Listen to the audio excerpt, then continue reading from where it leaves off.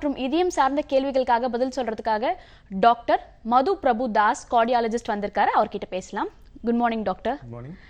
ஜென்ரலா heart problem இல்லைனா இதய வலி வருதுன்றது ஒரு நார்மலான க்ரைட்டீரியாவை இருந்தாலும் இப்போ இருக்க காலகட்டத்தில் ஜஸ்ட் ரைட் சைடு இல்லை லெஃப்ட் சைடு ஹேண்ட் பெயின் வந்தாலே வந்துட்டு ஒருவேளை எனக்கு ஹார்ட் அட்டாக் வந்திருக்குமோ இல்லை வரதுக்கான வாய்ப்புகள் இருக்கும்னு சொல்லிட்டு நிறைய பேர் பயப்படுறாங்க. அந்த பயம் தேவையானது தானே? ஆக்சுவலாக வந்து உங்களுக்கு டிப்பிக்கல் ஹார்ட் பெயின் அப்படின்னா வந்து ரெட்ரோஸ்டர்னல் இந்த ஏரியாவில் வந்து ஒரு அழுத்துற மாதிரி ஒரு பெயின் அது வந்துச்சுன்னா டிப்பிக்கல் ஹார்ட் பெயின் அப்படின்னு சொல்லலாம். இதை தவிர வந்து உங்களுக்கு இடது கை வலி வந்து ஆக்சுவலாக நடந்தால் இடது கை வலி, நடந்தால் இடது தோள்பட்ட வலி, இல்லை நடந்தால் தொண்டை வலி. So anything related to exertion, அதாவது நடக்கும்போது இல்லைன்னா மாடிப்படி ஏறும்போது இடது கை வலியோ இல்லைன்னா தொண்டை வலி, சில பேருக்கு பல்வலி மாதிரி கூட வரும். பல்வலினா நடக்கும்போது பல்வலி வருது இல்லைன்னா சரியாயிடுது.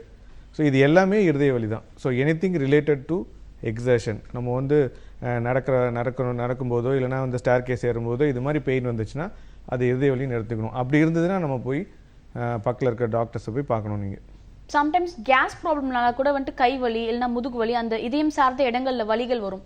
சில பேர் அதையும் இதையும் டிவைட் பண்ணி பார்க்க முடியாமல் எல்லா வலிகளுமே பொதுவாக பார்க்குறாங்க. அதை பற்றி உங்களோட ஒப்பீனியன்? ஆக்சுவலாக சில பேருக்கு இந்த இது மாதிரி இன்ஃபீரிவால் மயோகார்டியல் இன்ஃபாக்ஷன் சொல்லுவாங்க. அதாவது ஹார்ட்டோடைய கீழ்ப்பகுதியில் வந்து ஹார்ட் அட்டாக் வர்றது, அது இன்ஃபீரிவால் மயோகார்டியல் இன்ஃபாக்ஷன் சொல்லுவாங்க. அது டிப்பிக்கலாக கேஸ் ப்ராப்ளம் மாதிரியே டிப்பிக்கல் சிம்டம்ஸ் இருக்கும், வேறு எதாவது சிம்டம்ஸே இருக்காது சில பேருக்கு. ஸோ அப்படி இருக்கும்போது நம்ம எல்லாமே கேஸ் ப்ராப்ளம் அப்படின்னு திங்க் பண்ணுறதை விட, சப்போஸ் இப்போ கொஞ்சம் நேரம் இருக்குது பெர்சிஸ்டண்ட்டாக ஒரு மாதிரி கேஸ் ட்ரபிள் மாதிரி இருக்குன்னா பக்கத்தில் இருக்க போய் ஒரு டாக்டர்கிட்ட போய் ஒரு இசிஜி எடுத்து பார்த்துக்கலாம், ஏதாவது சேஞ்சஸ் இருக்கா. சேஞ்சஸ் எதுவும் இல்லைன்னா ஓகே, கேஸ் ட்ரபிள் மாத்திரை எடுத்துகிட்டு இருக்கலாம். பட் அதுவே நம்ம ஹார்ட் அட்டாக்கை மிஸ் பண்ணிட்டோன்னா it will be costly. Okay fine. And then food habits இப்போ இருக்க காலகட்டத்தில் அதிகமாக ஆயிலி ஃபுட் எடுத்துக்கிறது, கொலஸ்ட்ரால் அதிகமான ஃபுட்ஸ் எடுத்துக்கிறது, இது மாதிரியான ஃபுட் ஹேபிட்ஸ்னால ஹார்ட் டிசீஸ் நிறைய வரதுக்கான வாய்ப்புகள் இருக்குன்னு சொல்கிறாங்க. இது மித்தா இல்லைனா இது உண்மையா? ஆக்சுவலாக சயின்டிஃபிக் எவிடன்ஸ் வந்து பல வருஷமாக பண்ணியிருக்காங்க. அதில் வந்து டிரான்ஸ் ஃபேட்டி ஆசிட்ஸ், அதாவது ரீயூஸ்டு ஆயில்ஸு, அதுக்கப்புறம் வந்து ஃப்ரைட் ஐட்டம்ஸு, ஃபாஸ்ட் ஃபுட்ஸு, இதிலெல்லாம் வந்து ஹார்ட் அட்டாக் உடைய வரக்கூடிய வாய்ப்புகள் வந்து ஜாஸ்தியாக இருக்குது அப்படின்னு தான் வந்து ஸ்டடீஸ் இருக்குது. ஸோ அதே மாதிரி சேச்சுரேட்டட் ஃபேட்டி ஆசிட்ஸ், அதாவது ஃபுல்லி சேச்சுரேட்டட் ஃபேட்டி ஆசிட்ஸ்னு சொல்லுவாங்க, அந்த மாதிரி ஃபுட் ஐட்டம்ஸ் நம்ம வந்து சாப்பிடும்போது வந்து கண்டிப்பாக ஹார்ட் அட்டாக்குடைய சேஞ்சஸ் வர்றதுக்கு வாய்ப்புகள் ஜாஸ்தி அப்படின்னு சொல்கிறாங்க. இன்னொன்று வந்து இந்த ஜங்க் ஃபுட்ஸ்லாம் சாப்பிடும்போது ஆட்டோமேட்டிக்கலாக அவங்களுக்கு வந்து வெயிட் வந்து இன்க்ரீஸ் ஆகிடுது, ஒபிசிட்டி. ஸோ ஒபிசிட்டி வரும்போது டயபெட்டிஸ் வர்றதுக்கு வாய்ப்புகள் ஜாஸ்தி. So diabetes another risk factor for heart problem. So இது எல்லாமே ஒரு மல்டி ஃபேக்டோரியல் ப்ராப்ளம் மாதிரி, ஒன்றால் ஒன்று இன்னொரு நாள் இன்னொன்று அது மாதிரி. ஸோ அப்படி மல்டி ஃபேக்டோரியல் இதனால வந்து ஹார்ட் அட்டாக் ஒரு வாய்ப்புகள் ஜாஸ்தி. ஸோ அதனால் வந்து நம்ம இது மாதிரி ஃபுட்ஸை வந்து once in a while normal பர்சனுக்கு ஓகே, இதுவே ரெகுலராக டெய்லி ஒரு ஃபாஸ்ட் ஃபுட், ஒரு இது ஃப்ரைட் ஐட்டம் டெய்லி வந்து ரீயூஸ்டு ஆயிலில் சாப்பிட்றது, அது மாதிரி வேண்டாம். ஹார்ட் பேஷண்ட்ஸ் கண்டிப்பாக சாப்பிடக்கூடாது. ஓகே டாக்டர், இதயம் சார்ந்த கேள்விகளுக்கு பதில் சொல்றதுக்கு டாக்டர் தயாரா இருக்காரு. இன்னொரு நேரும் லைன்ல இருக்காங்க, அவங்க கிட்ட பேசலாம். வணக்கம். சேலம் மாவட்டம் திருப்பத்தூர்ல இருந்து சுதீந்திரா பேசுறேன்.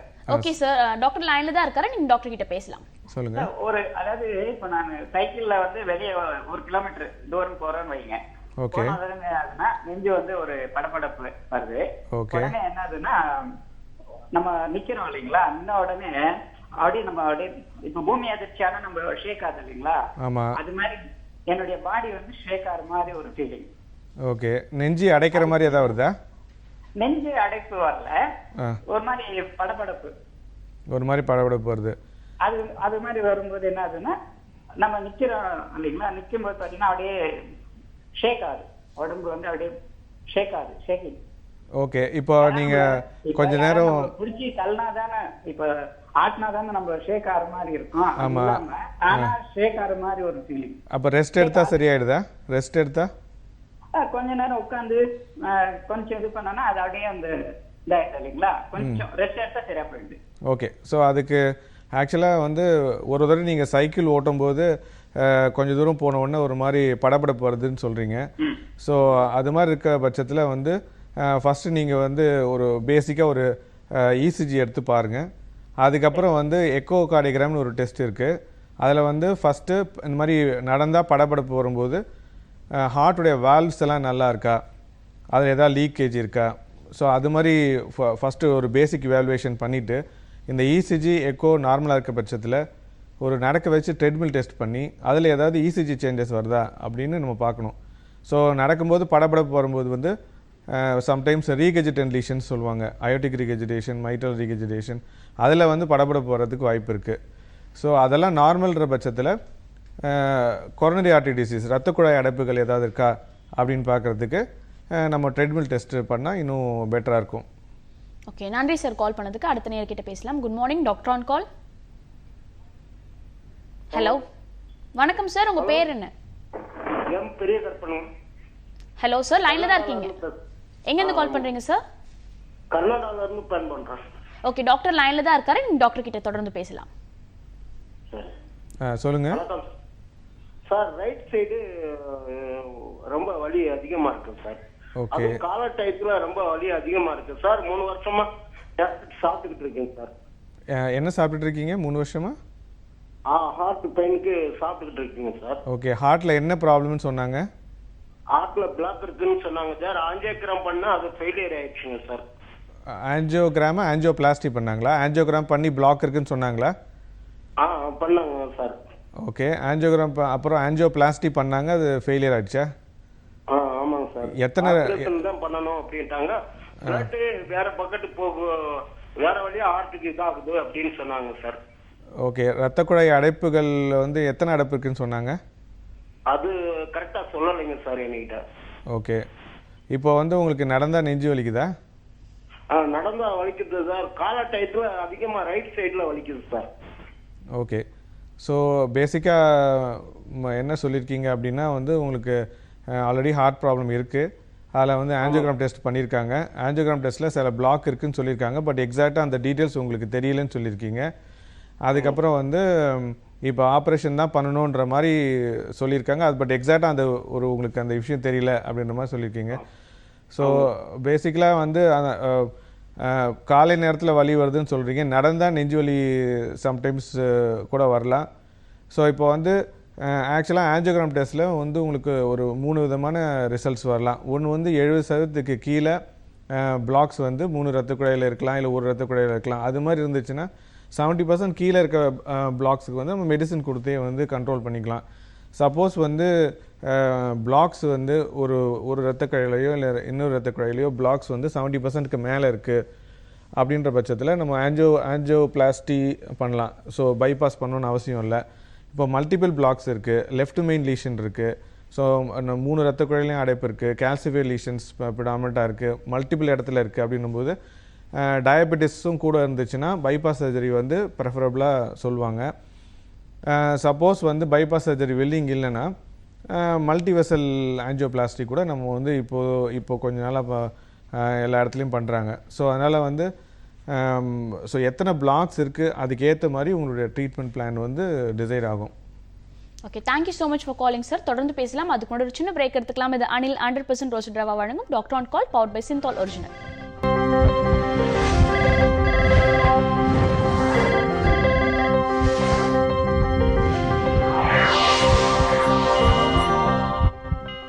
Welcome back to Anil 100% roasted rava வழங்கும் doctor on call, powered by Cinthol original. தொடர்ந்து பேசலாம். இன்னொரு நேர் லைன்ல இருக்காங்க. Good morning, doctor on call. Hello, good morning sir. Good morning madam. Sir Radhakrishna madam. எங்க இருந்து கால் பண்றீங்க சார்?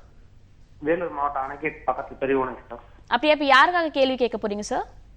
எங்களுக்கே மேடம். ஓகே, உங்களோட ஏஜ் சொல்லிட்டு நீங்க டாக்டர் கிட்ட பேசலாம். டாக்டர் லைன்ல தான் இருக்காரு. ஏஜ் வந்து 38 மேடம். சொல்லுங்க சார். எனக்கு ஒரு 3 மாசமா நெஞ்சு படபடப்பு ஆகுது. நெஞ்சு வலி மாதிரி ஆயிட்டு போய் ஹாஸ்பிட்டல்ல செக் பண்ணேன். சரி, எல்லாம் இசிஜி எடுத்தா இன்னும் இல்லை, கேஸ் ப்ராப்ளம் அப்படின்றாங்க. ஓகே, வேற இசிஜி மட்டும் எடுத்தீங்களா, வேற ஏதாவது டெஸ்ட் பண்ணீங்களா? இசிஜி எடுத்து பார்த்தா நார்மல் வந்துச்சு. அப்புறம் காது எதுனா வலி இருக்கா வந்து நரம்பு எதுனா வீக்கா இருக்குன்ட்டு எல்லாமே இசிஜி மொத்தம் பிரெயின்ல இருந்து மொத்தம் ஸ்கேன் பண்ணா. சரி, எல்லாம் ஸ்கேன் பண்ணி பார்த்தோம், இன்னும் இல்லை, நார்மல்ன்றாங்க. எக்கோ ஸ்கேனர் நார்மலா? எல்லாம் நார்மல் வந்துச்சு சார். சரி, ஓகே. அப்புறமா சைக்காட்ரிஸ்ட் பாருங்க அப்படின்னாங்க. அங்க போனா அங்க டேப்லெட் தர படபடுப்பு மாத்திரை நின்று போடும் அப்படின்னாங்க. அந்த மாத்திரை சாப்பிட்டா அரை போதையில இருக்கிற மாதிரியே இருக்கு. ஓகே. அந்த மாத்திரை சாப்பிடும்போது கேஸ் ஃபுல் ஃபார்ம் ஆகுது, நெஞ்சு வலி திரும்பி வருது. சரி, ட்ரெட்மில் டெஸ்ட் ஏதாவது பண்ணி பார்த்தாங்களா? ட்ரெட்மில் டெஸ்ட்டு எதுவும் பண்ணல சார். அவங்க எதுவுமே பண்ண மாட்டேன்ட்டாங்க. டேப்லெட் சாப்பிடுன்ட்டு ஒரு இன்ஜெக்ஷன் போட்டு அனுப்புறாங்க. ஒரு 4 நாள் நல்லா இருக்கு. ஓகே. அதுக்கப்புறம் திரும்பி அதே மாதிரி வருது. இது உங்களுக்கு அடைக்கிற மாதிரி நெஞ்சு வலி இருக்குதா? இதெல்லாம் எப்படி இருக்கு ஆக்சுவலாக? இது ஊசியில குத்தி குத்தி எடுக்கிற மாதிரி வருது சார். ஓகே. ஸோ பொதுவாக வந்து உங்களுக்கு ஹார்ட் பெயின் வந்து நெஞ்சில் அப்படியே அழுத்துற மாதிரியோ இல்லை வெயிட் வச்ச மாதிரியோ தான் யூஸ்வலி இருக்கும். பின்ஸ் அண்ட் பிரிக்ஸ் அந்த வலி வந்து யூஸ்வலி இருதய வலியாக இருக்கிறது வாய்ப்புகள் கொஞ்சம் கம்மி. இசிஜி நார்மல், எக்கோ நார்மல் சொல்லியிருக்கீங்க. நம்ம வேணும்னா வந்து ஒரு நடக்க வச்சு ட்ரெட்மில் டெஸ்ட் வேணால் பண்ணி பார்க்கலாம். ஸோ ட்ரெட்மில் டெஸ்ட் நார்மலாக இருந்ததுன்னா மோஸ்ட் அன்லைக்லி ப்ராப்ளம் எதுவும் இருக்காது ஆக்சுவலாக. ஸோ அதனால அந்த ப்ராபப்ளி எக்கோ ஈஸியாக நார்மலாக இருக்கிறனால உங்களுக்கு அந்த மாதிரி இவாலுவேஷன்லாம் சொல்லியிருப்பாங்கன்னு நினைக்கிறேன். ஸோ ட்ரெட்மில் வேணால் பண்ணி பார்க்கலாம் உங்களுக்கு. Okay, thank you so much for calling sir. அடுத்த நேயர்கிட்ட பேசலாம். Good morning.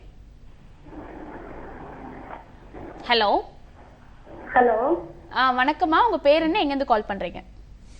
மேம், நான் வந்து எங்க அம்மாவுக்காக பேசுறேங்க மேம். அம்மாவுக்கு ஏஜ் வந்து 50 அவங்களுக்கு வந்து திடீர்னு அடிக்கடி பொறைய அடிக்குது. சாப்பிடும் பொழுது பொறையிறது, தூங்கும் பொழுது பொறையிறது. ஒரு 15 நாளைக்கு ஒரு டைம், 20 நாளைக்கு ஒரு டைம் இந்த மாதிரி வருதுங்க மேம். ஓகேம்மா, தொடர்ந்து பேசலாம். டாக்டர் லைன்ல தான் இருக்காரு. சொல்லுங்கம்மா. சரி சார், இந்த மாதிரி ஆகுதுங்க சார். அது 1 இயர்க்கு முன்னாடி இசிஜி எடுத்து பார்த்தா அப்ப சும்மா லைட்டா தான் ஒரு இடத்துல அடைப்பு மாதிரி இருக்கு. அது ஒன்றும் பெரிய ப்ராப்ளம் இருக்காது அப்படின்னு சொன்னாங்க. ஆனா இப்ப வந்து அந்த பொறையேறிச்சுன்னா ஒரு நிமிஷம் அவங்களால ஒண்ணுமே பண்ண முடியல. அப்படியே ரொம்ப திணறாங்க. அப்புறம் அப்படியே நார்மல் நிலைக்கு வந்துடுறாங்க. அது வந்து எதனாலங்க சார்? என்ன மாதிரி டாக்டர் பார்க்கணும்னு எனக்கு விளக்கம் சொல்லுங்க சார்.